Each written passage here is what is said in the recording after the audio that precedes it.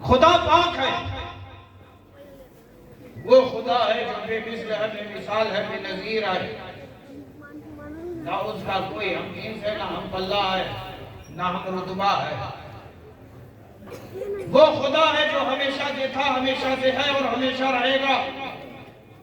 وہی سب کا پالنہار ہے، وہی سب کو رزق دیتا ہے، وہی سب کا مالک ہے۔ اس دنیا کا بھی مالک وہی ہے، اس دنیا کا مالک بھی وہی ہے۔ وہ رب العالمین ہے۔ وہ کیا ہے؟ رب العالمین۔ اس رب العالمین نے کلام فرمایا اور اس کا کلام ہر عیب سے پاک، ہر شک و شبہ سے پاک، اور ایسا پاک کہ جو سن لے وہ بھی پاک ہو جائے۔ عمر جب تک کلام پاک الہی کو سنے نہ تھے تو کفر کے دلدل میں دھسے ہوئے تھے، سن لیا تو صاحب ایمان ہو۔ تو یہ وہ کلام ہے کہ اس کا سننے والا، اس کی تلاوت کرنے والا ایمان ہے۔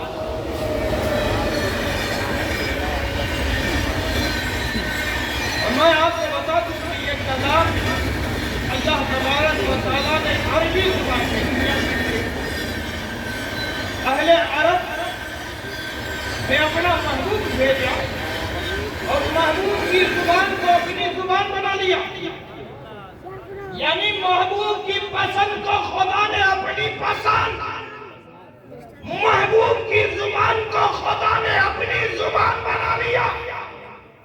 اور اہل عرب کا اصول یہ تھا کہ جب وہ کسی سے خطاب کرتے، کسی کو اپنی بات سناتے اور وہ سننے والا توجہ نہ دیتا یا اس کلام کو ہلکا جانتا تو اہل عرب قسمیں کھایا کرتے۔ یہ تو ہم بھی کرتے ہیں، بولو نا بھائی، یہ کرتے ہیں کہ نہیں کرتے؟ قسم خدا کی کل رات بارش ہوئی، خوب بارش ہوئی، لیکن جب شروع ہوئی تو بارش کے ایک اثرات بھی نظر نہیں آئے۔ ارے بولو بھائی، رات خوب بارش ہوئی لیکن بارش کے اثرات نہیں نظر آئے، تو اب یہ نہ سمجھو کہ کہنے والا جھوٹ بول رہا ہے، ارے ہو سکتا ہے کہ خدا کی نعمتوں کی برسات ہوئی،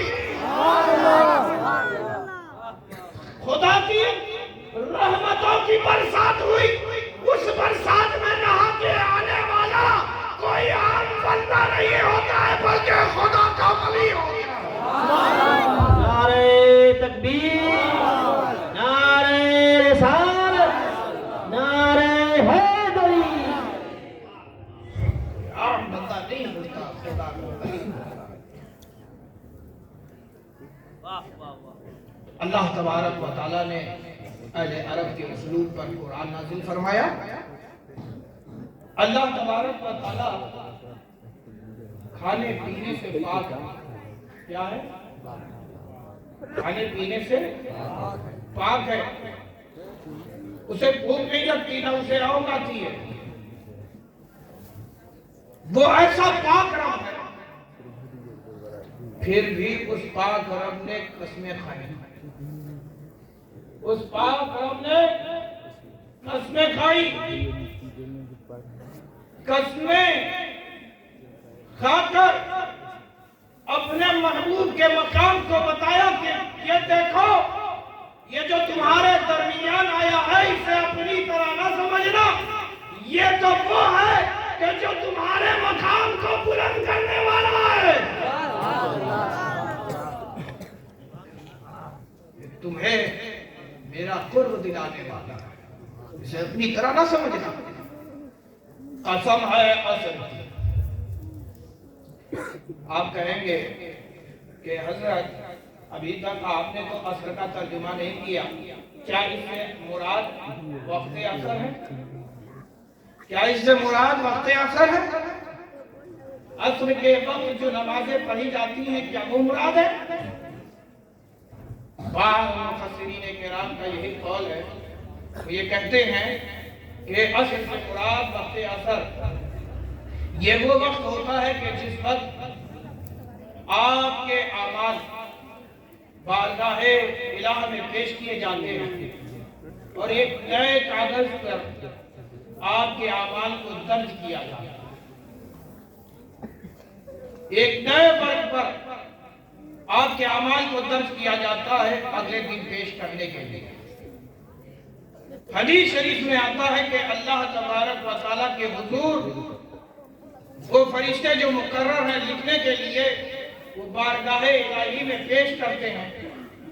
अल्लाह तबारक व तआला जिनके अमाल को पसंद नहीं फरमाता, उनके अमाल को उन्हीं फरिश्तों के हवाले कर देता है और कहता है कि ले जाओ इस बंदे के अमाल को इसके मुंह पे मार दो, गोया कि इंसान खसारे में।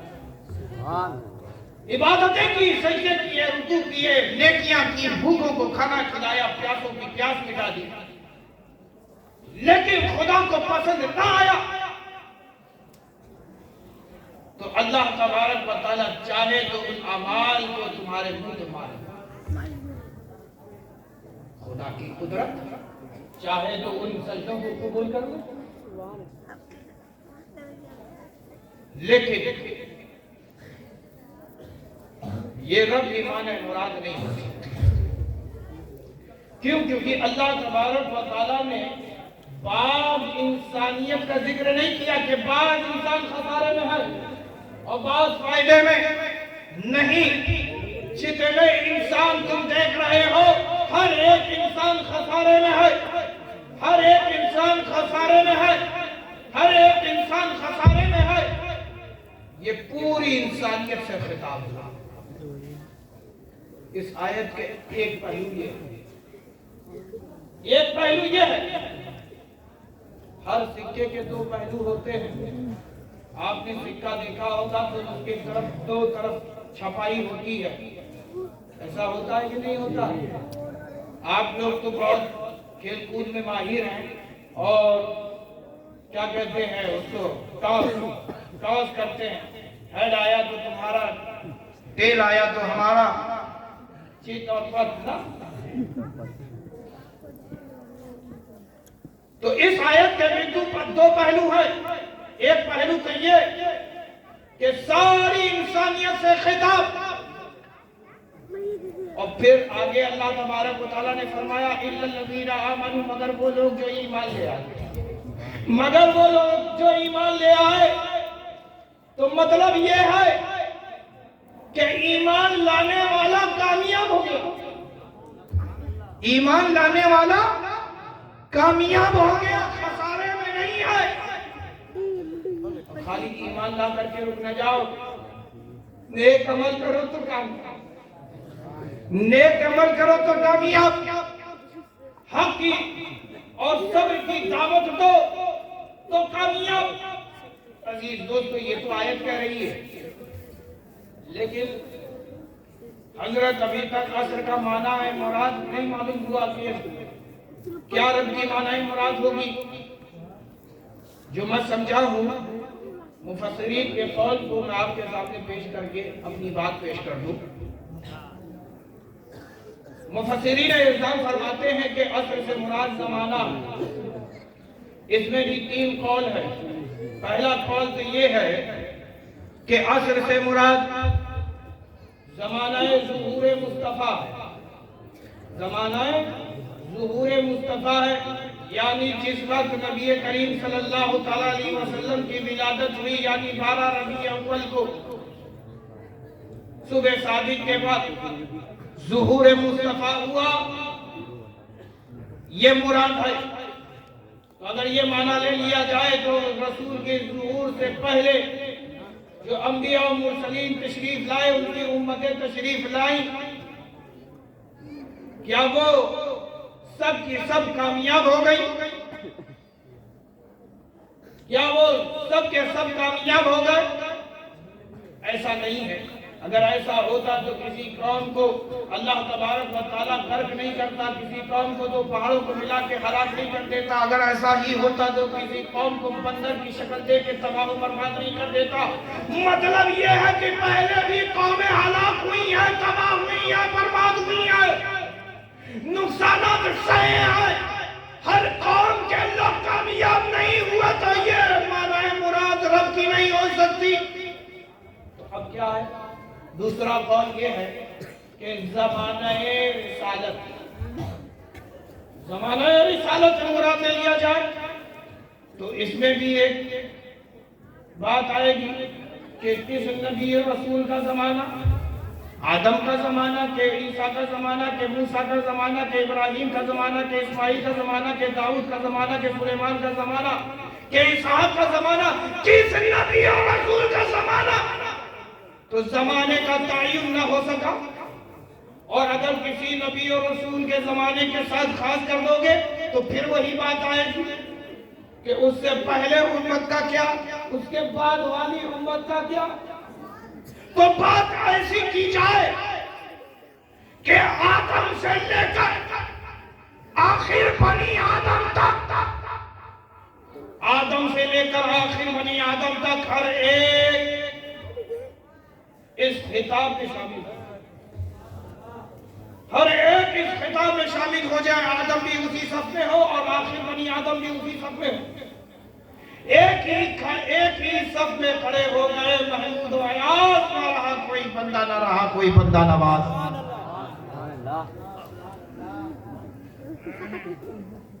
آدم سے لے کر آخر بنی آدم سبھی کا زمانہ پا لیا۔ کیا آپ نے آدم کا زمانہ پایا ہے؟ بولو نا بھائی۔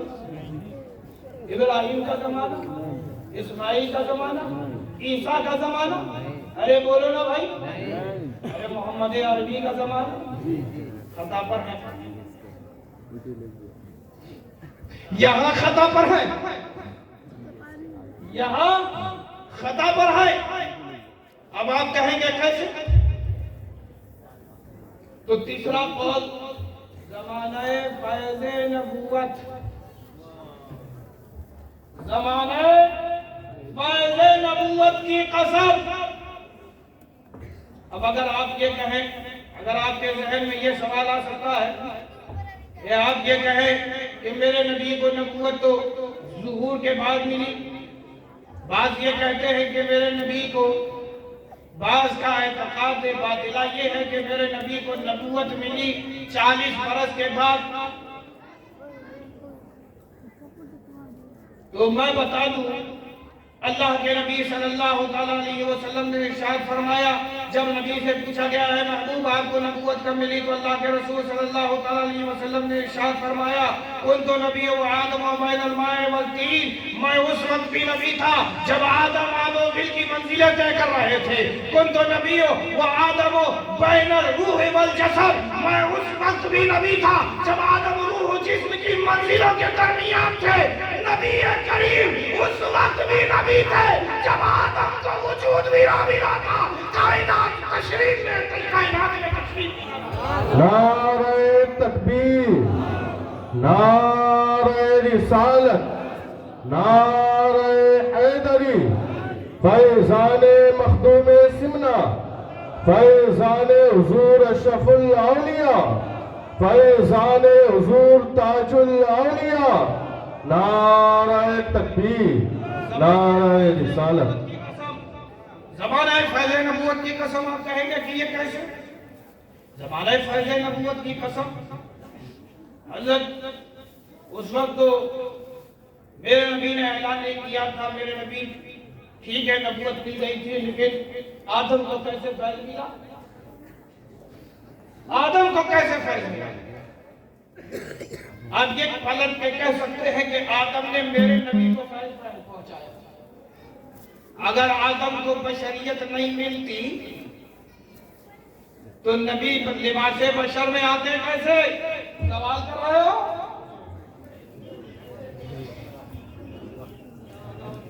بات سمجھ میں آئی؟ اعتراض کرنے والے نے اعتراض کیا کہ آدم اگر نہیں آتے تو اولاد بنی آدم آتی کہاں سے؟ اور بنی آدم کا وجود کہاں سے ہوتا؟ آدم کی اولاد کہاں سے آتی؟ ہم سب بتایا کس کی اولاد ہے؟ ارے بولو نا زور سے، کس کے بیٹے ہو؟ زور سے بولو نا بھائی، تمہارا باپ کون ہے؟ زور سے بولو نا بھائی، تمہارا باپ کون ہے؟ زور سے نہیں بول رہے، کچھ لوگ بول رہے ہیں، کچھ کو ابھی بھی شک ہے۔ ارے بولو نا بھائی، شیطان کے بیٹے نہیں ہو بلکہ آدم کے بیٹے ہو۔ زور سے بولو نا، زور سے بولو، اور زور سے۔ آدمی آدم سے ہے، آدمی آدم سے ہے، تبھی دم میں دم ہے۔ آدمی آدم سے ہے۔ اعتراض کیا کہ آدم کو اگر بشریت نہیں ملتی، ابو البشر نہ ہوتے تو کیسے لباس بشر میں اللہ کے رسول آتے؟ کوئی یہ بھی کہہ سکتا ہے کہ میرے نبی کو بشریت ملنے میں جو فیض ملا ہے وہ آدم کا ملا ہے۔ میں یہیں پر ایک بات کہنا چاہتا ہوں، ایک نکتہ سنو گے بھائی؟ کون سنے گا؟ نہیں ہاتھ اٹھا کے بتاؤ، سننے والے ہاتھ دکھائیں۔ عزیز دوستو، بس یہیں پہ میں بات اپنی رکھ دے رہا ہوں۔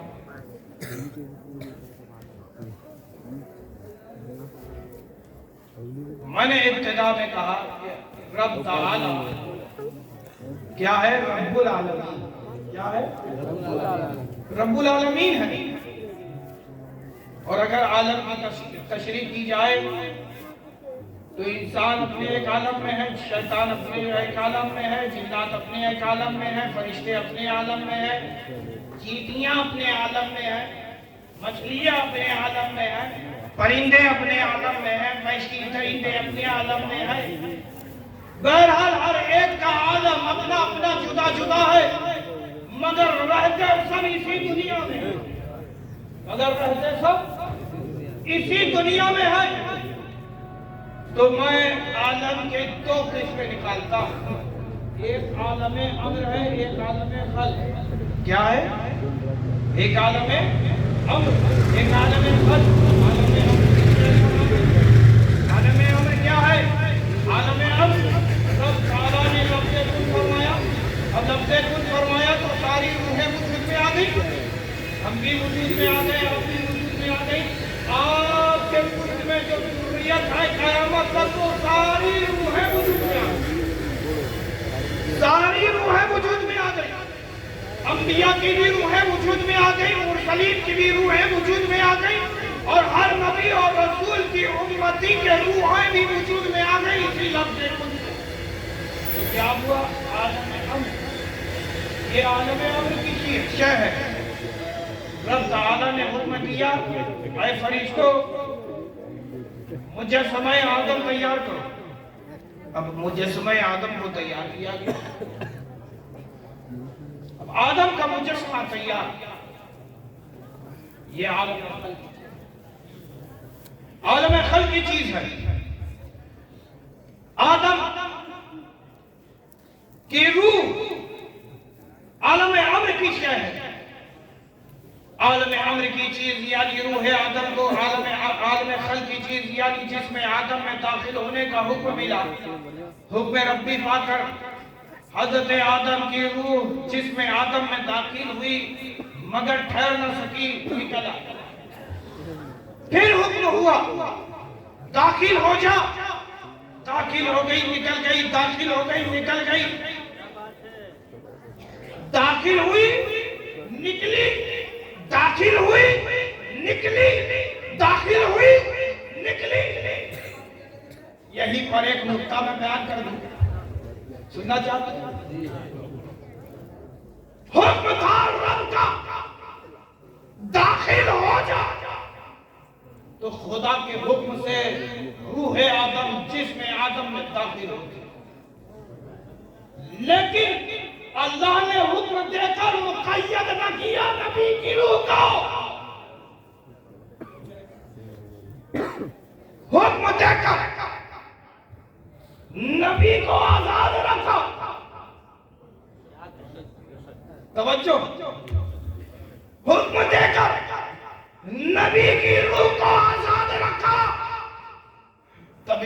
اپنے اختیار سے نبی کی روح باہر نکل آ رہی ہے، نبی کی روح باہر نکل آ رہی ہے۔ اللہم صلی علی سیدنا و شفیعنا و مولانا محمد وعلی آل محمد کما تحب و ترضى بأن تصلی علیہ صلاۃ و سلام علیک یا رسول اللہ۔ جب اختیار ابو البشر یہ ہے، جب اختیار ابو البشر یہ ہے، تو بتاؤ خیر البشر کے اختیار کا عالم کیا ہوگا؟ اللہم صلی علی سیدنا و شفیعنا و مولانا محمد وعلی آل محمد کما تحب و ترضى بأن تصلی علیہ صلاۃ و سلام علیک یا رسول اللہ۔ حکم ملا، داخل ہو جا، داخل ہو گئی، لیکن نکل اپنی مرضی سے رہا ہے۔ تو ساری روحیں دیکھ رہی تھی، ہماری بھی روحیں دیکھ رہی ہوں، ساری روحیں دیکھ رہی تھی کہ کیا معاملہ ہے کہ آدم کی روح قرار نہیں پا رہی، آدم کی روح کو چین نہیں مل رہا ہے، سکون نہیں مل رہا ہے، کیا بات ہے؟ اللہ تبارک و تعالیٰ نے نہ جانے کہاں سے مگر اپنے قرب خاص سے ایک نور منتقل کیا آدم کے جسم کی پشت میں۔ اب حکم ملا کہ اے آدم، جسم آدم میں داخل ہو جا۔ اب حکم پا کر روح آدم جسم آدم میں جو داخل ہوئی